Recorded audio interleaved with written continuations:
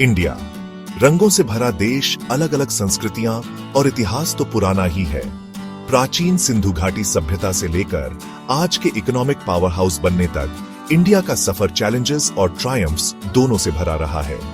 ये ऐसे इंडिया की फैसिनेटिंग कहानी को एक्सप्लोर करता है, इसके rich past, remarkable economic growth और स्टेट्स के यूनिक कॉन्ट्रीब्यूशंस को दिखाता है।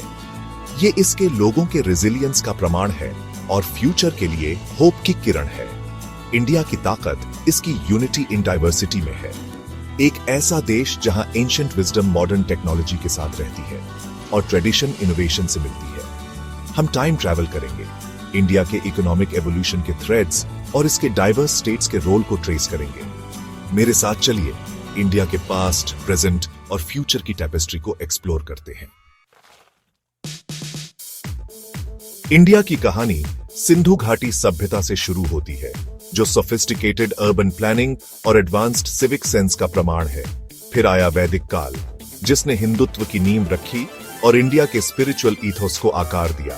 बड़े बड़े एम्पायर्स उठे और गिरे, आर्ट, आर्किटेक्चर और नॉलेज की लेगेसी छोड़ गए। अशोक महान के नेतृत्व में मौर्य साम्राज्य में बौद्ध धर्म का प्रसार हुआ और सोशल वेलफेयर पर जोर दिया गया। गुप्त साम्राज्य ने वैज्ञानिक एडवांसमेंट्स और कल्चरल ब्रिलियंस का गोल्डन एज लाया। इस्लाम के आगमन से दिल्ली सल्तनत और बाद में मुगल साम्राज्य का उदय हुआ। मुगल काल, खासकर अकबर के समय में आर्ट, लिटरेचर और आर्किटेक्चर का विकास हुआ। ताजमहल जैसे आइकॉनिक मॉन्यूमेंट्स पीछे छूट गए। ब्रिटिश कॉलोनियलिज्म ने इंडिया पर लंबा साया डाला, लेकिन इसने नेशनल कॉन्शियसनेस के बीज भी बोए। महात्मा गांधी जैसे नेता उभरे, जिन्होंने आजादी के लिए नॉन वायलेंट स्ट्रगल का नेतृत्व किया। 1947 में इंडिया आखिरकार कॉलोनियलिज्म की बेड़ियों से आजाद हुआ, अपनी लंबी हिस्ट्री में एक नया चैप्टर शुरू किया। आजादी के बाद इंडिया ने कई चैलेंजेस का सामना किया, पॉवर्टी और इलिटरेसी से लेकर सोशल और इकोनॉमिक इनइक्वालिटी तक। शुरुआती दशकों में सोशलिस्ट पॉलिसीज पर फोकस रहा, इकोनॉमी में गवर्नमेंट का दबदबा था। इन पॉलिसीज के मेरिट्स तो थे, लेकिन ये स्लो ग्रोथ और ब्यूरोक्रेटिक हर्डल्स का कारण भी बने। 1991 इंडिया के इकोनॉमिक जर्नी में एक टर्निंग पॉइंट था। सरकार ने बोल्ड इकोनॉमिक रिफॉर्म्स शुरू किए, इकोनॉमी को लिबरलाइज किया और फॉरेन इन्वेस्टमेंट के लिए खोल दिया। इन रिफॉर्म्स ने इंडियन इकोनॉमी की पोटेंशियल को अनलीश किया। Higher growth rates, increased foreign investment और एक थ्राइविंग प्राइवेट सेक्टर का इमर्जेंस हुआ।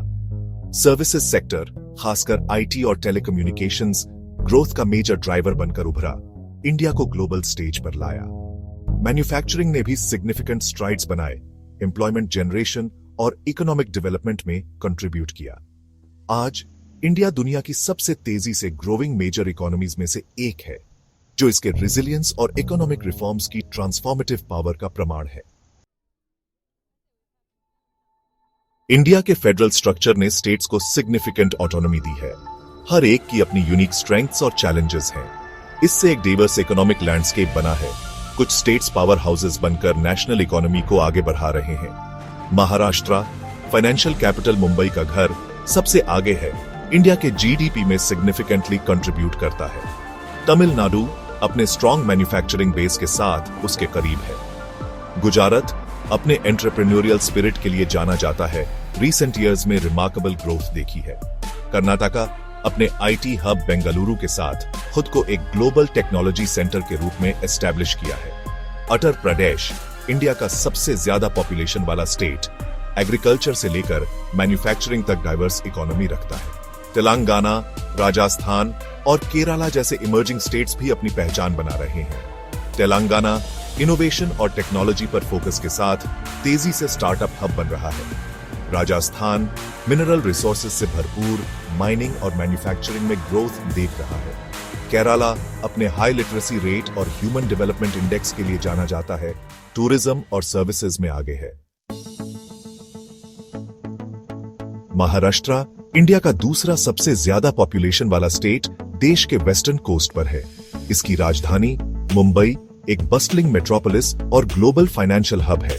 महाराष्ट्र की इकोनॉमी इनक्रेडिबली डाइवर्स है, फाइनेंस, मैन्युफैक्चरिंग, एंटरटेनमेंट और टूरिज्म में स्ट्रेंथ्स के साथ। ये स्टेट एक मेजर मैन्युफैक्चरिंग हब है।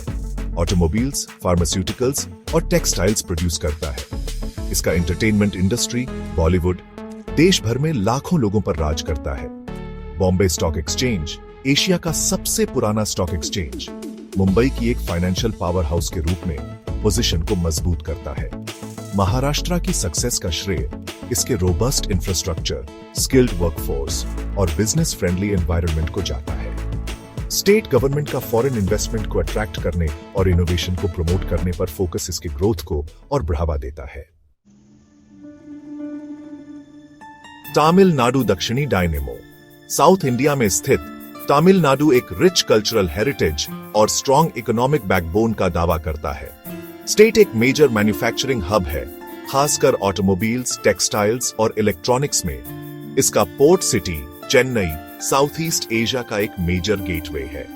तमिलनाडु की सक्सेस का श्रेय इसके स्किल्ड वर्कफोर्स, स्टेबल गवर्नमेंट और सोशल डेवलपमेंट पर फोकस को जाता है। स्टेट में एजुकेशन की एक लंबी परंपरा है और हाई लिटरेसी रेट है। इंफ्रास्ट्रक्चर में इसके इन्वेस्टमेंट्स, खासकर पोर्ट्स और पावर जनरेशन में बिजनेसेस के थ्राइव होने के लिए एक अनुकूल माहौल बनाया है। स्टेट गवर्नमेंट की प्रोएक्टिव पॉलिसीज इन्वेस्टमेंट्स को अट्रैक्ट करने और इनोवेशन को प्रमोट करने के उद्देश्य से एक लीडिंग इकोनॉमिक पावर हाउस के रूप में इसकी पोजीशन को और मजबूत किया है। गुजरात उद्यमशीलता की भूमि। इंडिया के वेस्टर्न कोस्ट पर स्थित गुजरात अपने एंटरप्रेन्योरियल स्पिरिट और बिजनेस एक्यूमेन के लिए जाना जाता है। राज्य ने रीसेंट ईयर्स में इंप्रेसिव इकोनॉमिक ग्रोथ देखी है, जो मैन्युफैक्चरिंग, इंफ्रास्ट्रक्चर डेवलपमेंट और रिन्यूएबल एनर्जी पर फोकस से ड्रिवन है।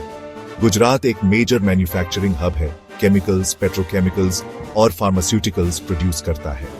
स्टेट ने रिन्यूएबल एनर्जी, खासकर सोलर पावर में सिग्निफिकेंट स्ट्राइड्स बनाई है। इस सेक्टर में नेशनल लीडर बन गया है। इसका वेल डेवलप्ड इंफ्रास्ट्रक्चर, जिसमें पोर्ट्स और रोड शामिल हैं, ट्रेड और कॉमर्स को सुविधाजनक बनाता है। Gujarat development model private sector participation और इंफ्रास्ट्रक्चर में इन्वेस्टमेंट पर जोर के साथ व्यापक रूप से सराहा गया है। स्टेट गवर्नमेंट की प्रोएक्टिव पॉलिसीज और बिजनेस फ्रेंडली एनवायरनमेंट ने डोमेस्टिक और इंटरनेशनल प्लेयर्स दोनों से इन्वेस्टमेंट्स को अट्रैक्ट किया है। कर्नाटक भारत की सिलिकॉन वैली और उसके पार। साउथ इंडिया में स्थित कर्नाटक बेंगलुरु इंडिया की सिलिकॉन वैली का घर है। स्टेट एक ग्लोबल टेक्नोलॉजी हब के रूप में उभरा है। मेजर आईटी कंपनीज और स्टार्टअप्स को अट्रैक्ट कर रहा है। कर्नाटक की इकोनॉमी डिवर्सिफाइड है, आईटी, एरोस्पेस, बायोटेक्नोलॉजी और टूरिज्म में स्ट्रेंथ्स के साथ। बेंगलुरु का एक टेक्नोलॉजी हब के रूप में इमर्जेंस इसके skilled workforce, premier educational institutions की प्रेजेंस और कॉस्मोपॉलिटन कल्चर के कारण है। स्टेट गवर्नमेंट का इनोवेशन को प्रमोट करने और स्टार्टअप्स के लिए एक अनुकूल इकोसिस्टम बनाने पर फोकस ने इसके ग्रोथ को और बढ़ावा दिया है। कर्नाटक एक मेजर टूरिस्ट डेस्टिनेशन भी है। हिस्टोरिकल मॉन्यूमेंट्स, हिल स्टेशंस और वाइल्ड लाइफ सैंक्चुअरीज का दावा करता है। स्टेट की रिच कल्चरल हेरिटेज और नेचुरल ब्यूटी दुनिया भर के विजिटर्स को अट्रैक्ट करती है। निष्कर्ष, नियति के साथ भारत का मिलन, एक सामूहिक यात्रा। एक नए आजाद देश से ग्लोबल इकोनॉमिक पावर हाउस बनने तक का इंडिया का जर्नी इसके लोगों के अदम्य उत्साह का प्रमाण है। प्राचीन सभ्यताओं से लेकर आधुनिक महानगरों तक इंडिया की कहानी रेजिलियंस, इनोवेशन और ग्रोथ की है।